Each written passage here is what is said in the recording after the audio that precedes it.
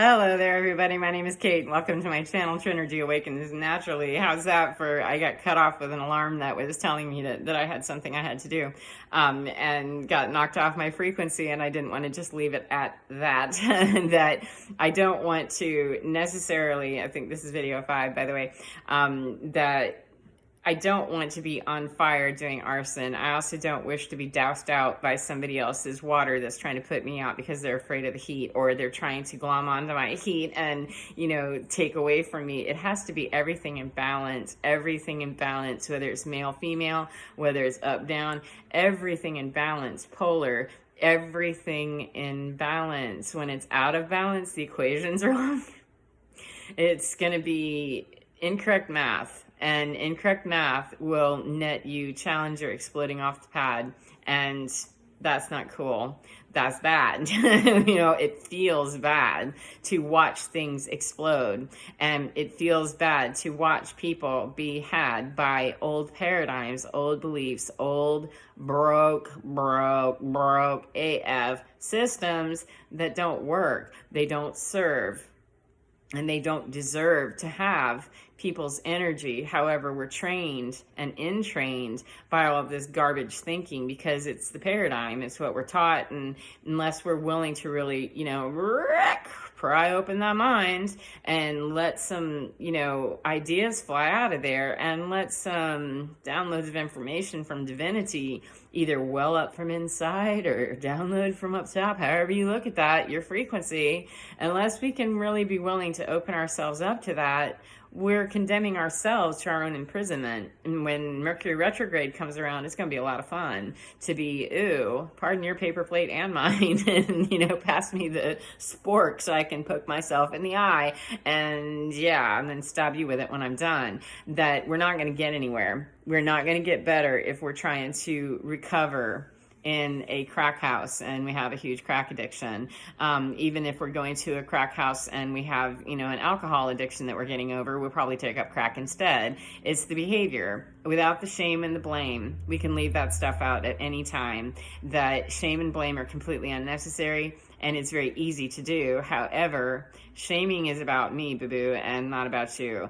I can have people that are accountable, and I do, just as they do. However, the shame portion of it is unnecessary because divinity doesn't have any shame frequency to it. That's the human thing, that we are in these lower vibrations because we're human beings, and the human body's trying to evolve into higher frequency bodies. We're trying to get our bodies into a higher frequency that's into a higher divinity frequency. And that's kind of woo-woo sounding, and it's the part of the ascension-y idea. However, it's true that we have frequency. Every single one of us has our own frequency. Every single organ has its own frequency. Binaural beats music, if you listen to that, there's, entrainment music for brain massage, etc., that is made specifically for each chakra, each organ, that it resonates with those particular organs. And water has imaging. We can see water that has positive vibration surrounding it, positive, happy classical music surrounding it. For me, that wouldn't be happy music. I didn't like my classical training in music.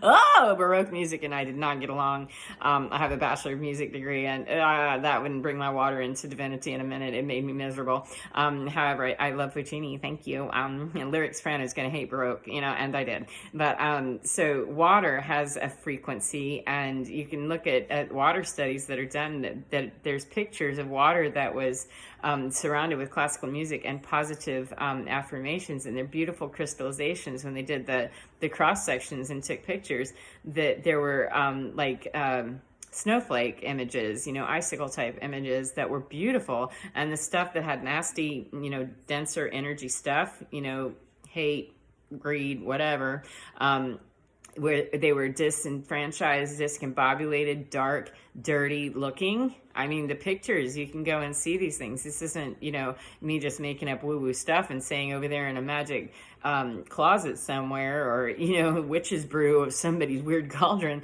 at Halloween time. That's science. And I do have, it's somewhere in the, I'll try to remember to put it in my stuff there, that the man that, I don't remember his name right at the moment, that did the water studies and talked about the frequency of music, and, or excuse me, the frequency of water, and how, you know, it changes. It absolutely changes. And if there's nothing else that you can take away from anything that I've said today or any other day, or anything that anybody's going to say to you, if you can take away and know and understand your own frequency enough to know that your particles in you, they're all yours, every single one of them. Sounds like a daunting task. I don't want to be responsible for all of them. It's going to be like that. It's beautiful when we know and understand how to handle that energy. And how to handle that energy is through our emotional ability and being able to understand and own and claim our emotions, and grow ourselves and know ourselves with people who are going to be willing to let us unzip our little Godzilla suits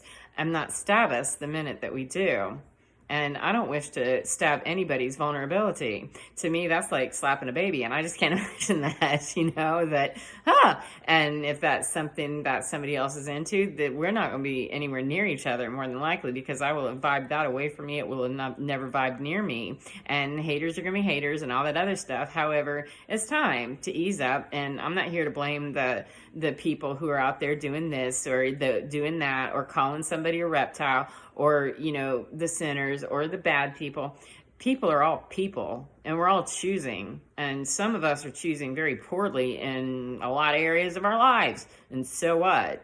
How many of us can say that we've not done, you know, some pretty crappy stuff at some point in our lives, whether we're goody two-shoes now or not? And I'm no Mary Poppins, believe me, I'm not. However, I do spend quite a lot of time working on what feels much better in my sublime, and that is my divine, and the divine frequencies that are just not in that grungy, dirty, nasty, you know, Jerry Springer type energy. I shouldn't be putting any nasty energy on Jerry Springer. Just that frequency of just kind of trashy, not classy living. And I didn't find that frequency worked for me, and it's not helping the earth to heal.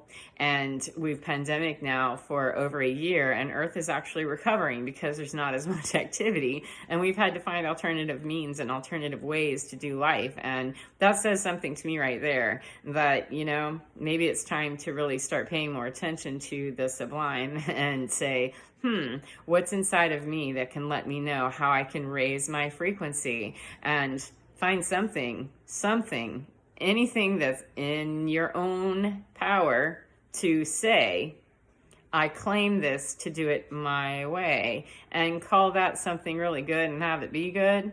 And I mean like smack and bang on good, not I'm stealing, you know, $1 million from the bank and I got away with it and that's good. I mean that I helped an old lady across the street today.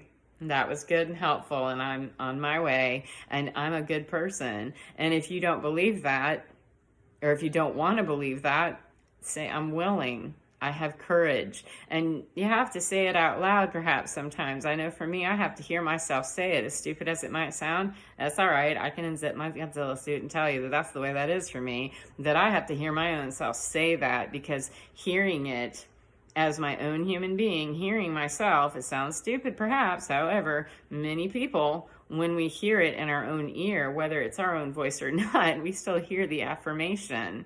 And it monkey mind, that's the ego and all that other garbage and entrainment from other bad baggage, icky baggage that will drag you down into the dirt in a minute, that's going to battle and say, nah, and that's just old training. It's old paradigm, and it's old garbage that can go anytime, and it's not going to go for as long as we're not willing to have that, you know, happen up there a little bit. And it might cause, you know, a little bit of unraveling, especially at a time when Mercury retrograde is going to call us to possibly review a bunch of garbage that, there's no need to go through every single equation. Not for me, no thanks, because I can get hung up saying, well, I did this wrong here and this wrong here, and I don't want to go to confessional, thanks. And I don't want anybody else to feel like they have to go to confessional either. What I'd rather see is, let's do an immediate change of the behavior and then make amends, and we need to talk about this and have the emotional response that's calibrated and appropriate.